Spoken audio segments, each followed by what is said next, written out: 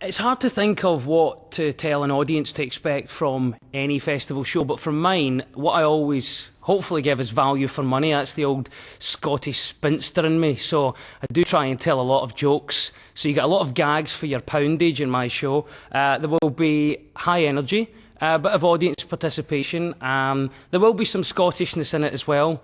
I hope I am all right in saying that. Sometimes you feel being a Scot at the Edinburgh Festival makes you stand out like an alien in the middle of the street. But no, it's quite nice, I think, for someone coming to the show to get a flavour of what real Scotland's about, and hopefully I bring that. But yeah, I mean, most of all, what I give is sort of straight down the line stand-up, no frills, and just jokes, but hopefully some pretty good ones.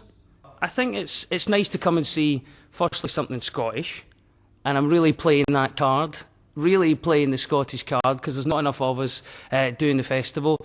But also, I think it's quite a nice show this year. It's called Desire, and it's one of those that I think the audience could get involved in, and certainly will be, hopefully, working with the audience during the show. It's about desire, it's about what we desire and why we desire things in life, and it's quite an interactive show, as much as it's straight stand-up as well. It's also one that I think the audience can feel a part of and hopefully have a connection to, so that maybe gives it a little bit of an edge over what I did last year, which was a good, nice, straight stand-up show, but I think this one just takes that on to the next level, and hopefully the audience can get something out of it as well as just seeing a show. It's on at the Pleasance Cavern at 9:20, and that is a plug that will make my PR person very, very happy, because I got everything in. The audiences, I think, that are best are the ones that come in with plenty of energy, and there's a good mix of people there.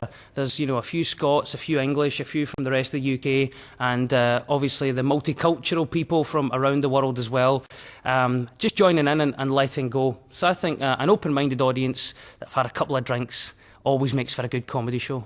It's like having a big comedy baby.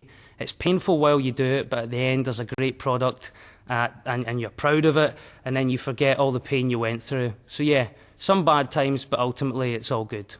It's kind of become like the Comedy World Cup, and as a Scotsman, I know how bad it feels when you're not at the World Cup. It feels like there's this great party going on that you should be involved in, but that you're not, you haven't qualified for it. So Edinburgh's like that. It feels to justify yourself as a comedian, you have to be there.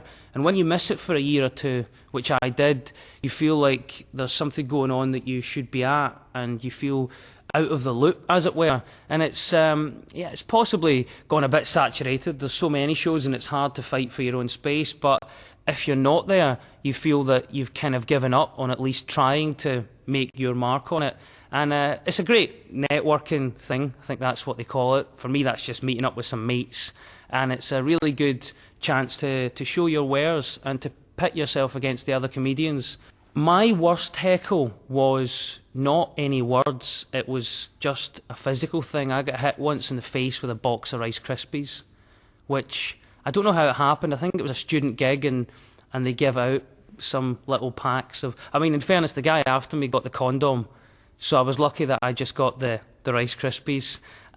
There's no way to come back to that kind of heckle. If I had a bowl and some milk, maybe I could have improvised, but really a box of Rice Krispies is as bad as it can get.